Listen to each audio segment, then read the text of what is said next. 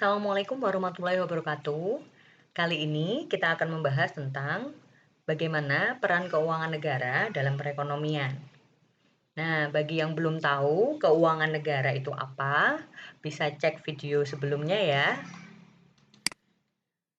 Yang pertama, ilustrasi sederhana untuk memaknai bagaimana peran pemerintah sebagai pengelola keuangan negara di dalam perekonomian. Nah, ini ilustrasinya tentang perekonomian 3 sektor ya, teman-teman. Perekonomian tertutup. Nah, di sini kita gambarkan ada pemerintah, rumah tangga pemerintah, ada rumah tangga konsumen, ada rumah tangga produsen atau perusahaan. Nah, di sini bisa kita lihat bahwa masing-masing rumah tangga di sini baik konsumen, pemerintah maupun perusahaan melakukan perannya dalam perekonomian dalam hal permintaan dan juga penawaran gitu ya, pembelian dan juga penjualan atau pengeluaran dan penerimaan. Oke, bisa kita lihat di sini dari yang pertama nomor 1 ya. Di nomor 1 ada rumah tangga melakukan pembelian barang dan jasa ke perusahaan, sedangkan perusahaan memberikan gaji, upah, bunga, sewa, dan dividen kepada rumah tangga konsumen. Nah, sedangkan dari sisi pemerintah, kita lihat poin nomor 3, pemerintah bisa memberikan gaji, bunga, transfer dalam bentuk subsidi ke rumah tangga konsumen atau ke warga negaranya ya. Nah, sedangkan nomor 4 ini adalah rumah tangga konsumen dibebani pajak yang harus dibayar ke pemerintah. Sedangkan poin nomor 5, perusahaan pun juga sama, dibebani pajak yang harus dibayar ke pemerintah. Tidak hanya pajak ya, untuk poin nomor 4 dan 5 bisa juga fee. Ya, mungkin atas pelayanan dan lain sebagainya. Nah, lalu kemudian poin nomor 6 itu pemerintah bisa melakukan pembelian barang dan jasa ke perusahaan. Nah, ini secara sederhana nih teman-teman.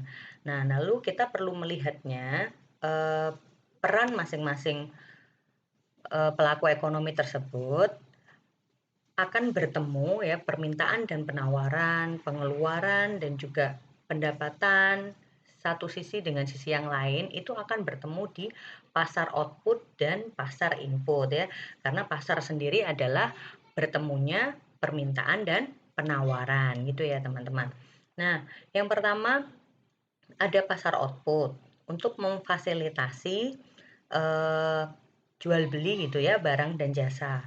Lalu kemudian ada pasar input ya, pasar faktor-faktor produksi seperti tenaga kerja gitu ya, modal dan lain sebagainya. Nah, di sini bisa kita lihat penjelasan lebih lanjut dari slide sebelumnya. Nah, di sini lebih detail ya, teman-teman. Interaksi antar pelaku ekonomi dalam hal ini 3 sektor, yakni rumah tangga, pemerintah, perusahaan, ya secara sederhana di perekonomian tertutup. Nah, bisa dilihat di sini ada pasar output berarti barang, jasa ya kan, antara rumah tangga, pemerintah, perusahaan.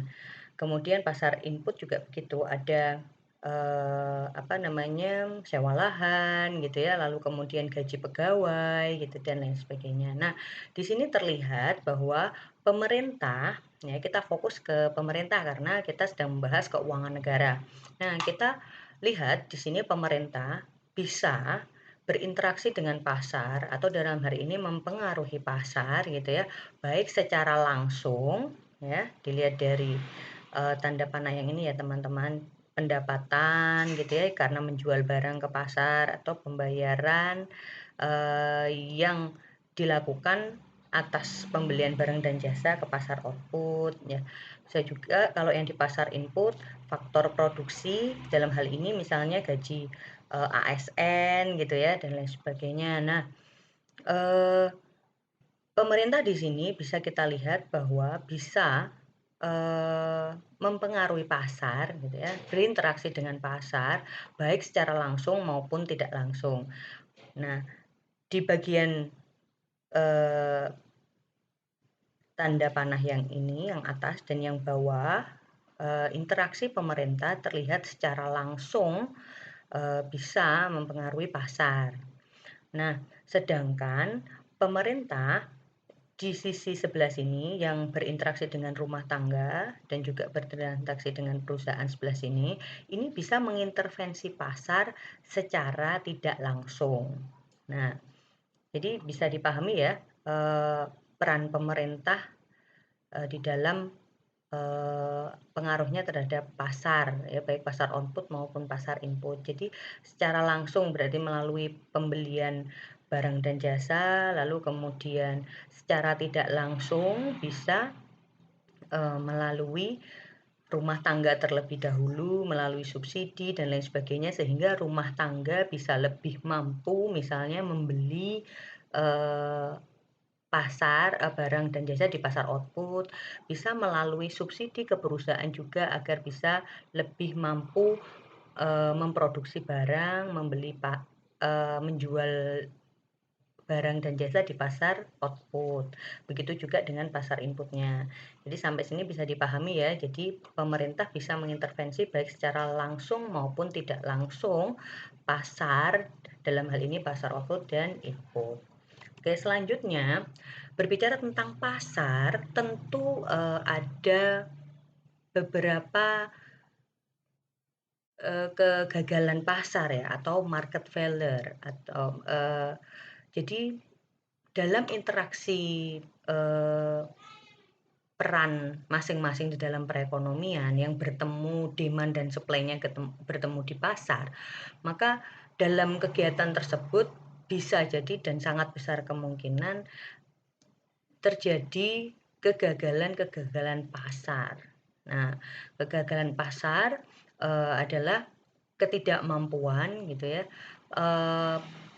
interaksi antara pembeli dan penjual berlangsung secara efisien ya. Dalam hal ini efisien berarti harga yang di pasar, harga yang tercermin di pasar itu sebenarnya terlalu mahal atau terlalu murah dari yang seharusnya bisa dibayarkan, atau dari sisi kuantitas itu kuantiti pasar itu ternyata bisa lebih banyak terserap di pasar atau bisa lebih sedikit terserap di pasar daripada yang seharusnya bisa terserap di pasar atau diproduksi oleh produsen. Nah, market failure itu ada beberapa faktor ya di sini yang bisa menyebabkan terjadinya market failure. Ada public goods, ada externalities, ada asymmetric information, ada abuse of market power. Nah, secara singkat bisa kita pahami ya, public goods. Public goods itu intinya penyediaan barang dan jasa ya, kebutuhan konsumen, di mana biaya produksinya mungkin jauh lebih besar daripada hasil atau margin keuntungan yang akan didapatkan. Sehingga bisa jadi penyediaannya itu swasta tidak mampu ya, dalam hal penyediaannya. Nah, kata kuncinya di sini kan kalau public goods itu rival dan excludable. Jadi rival reuse sama excludable. Rival itu artinya persaingan gitu ya. Persaingan, dan ke-excludable berarti pengeksklusifan gitu. Apakah perlu bersaing dan apakah eksklusif. Nah, kalau kita lihat di sini ya, non-rival reuse and non-excludable itu mencerminkan public goods, contohnya misalnya pertahanan gitu ya, peradilan dan lain sebagainya, di mana pelaksanaan penyediaan jasa tersebut bisa jadi tidak menguntungkan gitu ya, bukan bisa jadi, memang tidak menguntungkan gitu ya kalau di apa namanya, disediakan oleh pihak swasta. Nah, selanjutnya selain public goods juga ada eksternalitas ya. Externalities itu intinya konsekuensi ya dari kegiatan ekonomi pada pihak ketiga. Jadi misalnya berkaitan dengan polusi gitu ya. Lalu kemudian konsumsi sesuatu yang mungkin bisa merugikan orang lain seperti rokok ya, di mana kita tahu resiko perokok pasif itu lebih besar daripada perokok aktif gitu ya. Nah, itu eksternalitas. Nah, kemudian ada juga asymmetric information, di mana salah satu pihak itu lebih mengetahui dari keadaan suatu barang misalnya atau kegiatan produksi dan konsumsi dibanding pihak lain. Nah, sehingga akan ada timbul misalnya tadi ya, harga yang lebih mahal atau harga yang lebih murah, barang yang tersedia jauh lebih banyak daripada yang diperlukan atau tersedia bahkan lebih sedikit daripada yang diperlukan. Pun begitu juga dengan abuse of market power atau intinya monopoli ya, bisa disampaikan kegagalan pasar di mana ada tindak-tindak monopoli ya tadi ya. Jadi harganya bisa lebih mahal dengan cara memonopoli produksi yang misalnya lebih sedikit dan lain sebagainya. Nah, ini market failure. Nah, lalu kemudian kalau pihak swasta atau perusahaan, baik perusahaan maupun konsumen itu cenderung gitu ya menanggung adanya market failure, maka di sini diperlukan peran pemerintah mengatasi kegagalan tersebut ya, kegagalan pasar tersebut ya.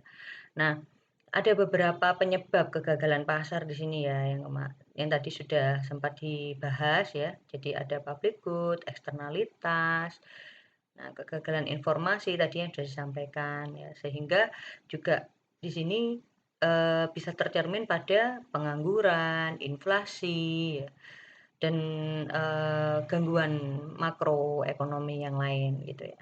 Nah, lalu kemudian di sini diperlukan tentu campur tangan pemerintah dalam hal mengatasi kegagalan pasar ini, market failure ini. Nah, di mana tujuannya adalah agar setiap pihak atau setiap pemeran ekonomi ya, rumah tangga konsumen, kemudian perusahaan, atau kalau di perekonomian terbuka berarti pihak luar negeri juga, berarti tujuannya adalah menjamin kesamaan hak, terutama untuk warga negara ya, kesejahteraan warga negara Indonesia, menjaga perekonomian, mengawasi perusahaan, menyediakan barang, kebutuhan yang tidak semuanya mau dipenuhi oleh pihak swasta karena tadi ya nggak menguntungkan gitu ya.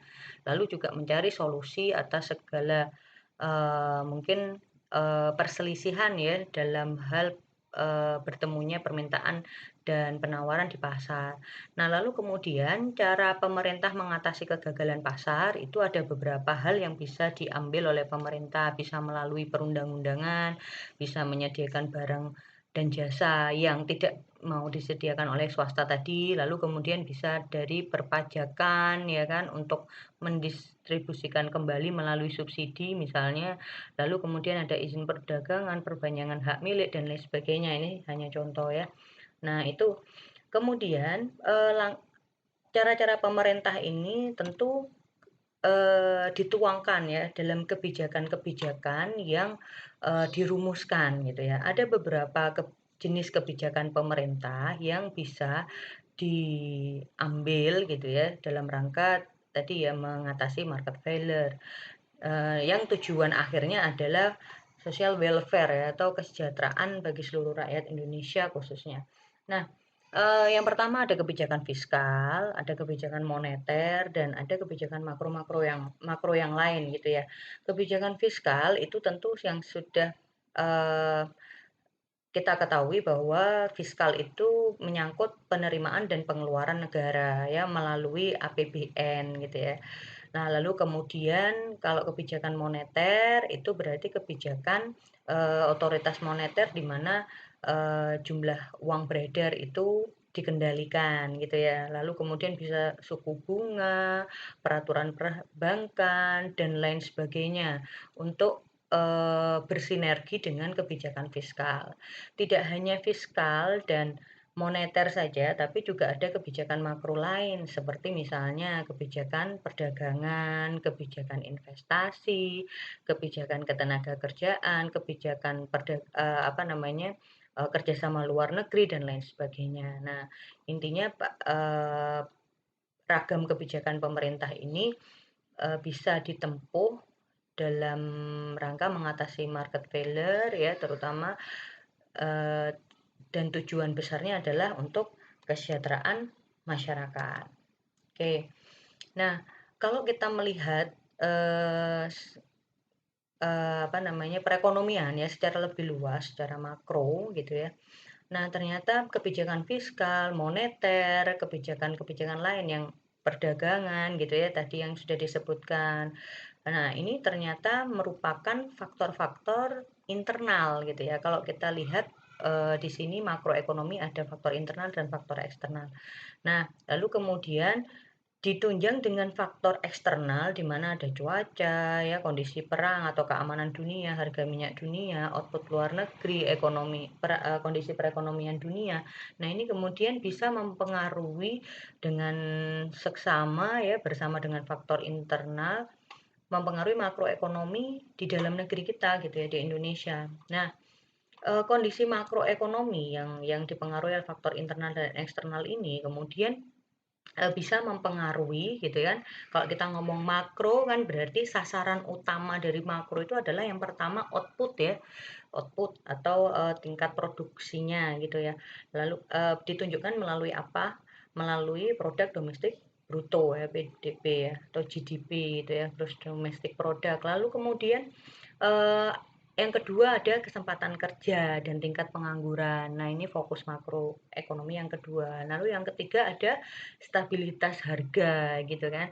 Lalu kemudian yang keempat terakhir ada kegiatan ekspor dan, impor ya. Mengingat kita perekonomiannya terbuka ya, jadi ada faktor luar negerinya. Nah, jadi, secara keseluruhan gitu ya, bahwa, pengelolaan keuangan negara dalam hal ini, baik kebijakan fiskal gitu ya, maupun melalui kebijakan moneter dan juga kebijakan pendapatan, ekonomi luar negeri, maupun eee, pe keuangan masing-masing kementerian dalam pelaksanaan program-programnya. Nah, itu ternyata bisa mempengaruhi gitu ya, makroekonomi dari faktor internal gitu ya. Nah, sehingga, pencapaian tujuan dari makroekonomi yakni output, kesempatan kerja, pengangguran, harga, dan ekspor impor itu, ternyata bisa gitu ya, dipengaruhi juga, oleh performa atau kinerja pengelolaan keuangan negara itu sendiri. Oke, mungkin itu ya. Terima kasih atas perhatiannya. Mohon maaf apabila ada kekurangan dan kesalahan. Wassalamualaikum warahmatullahi wabarakatuh.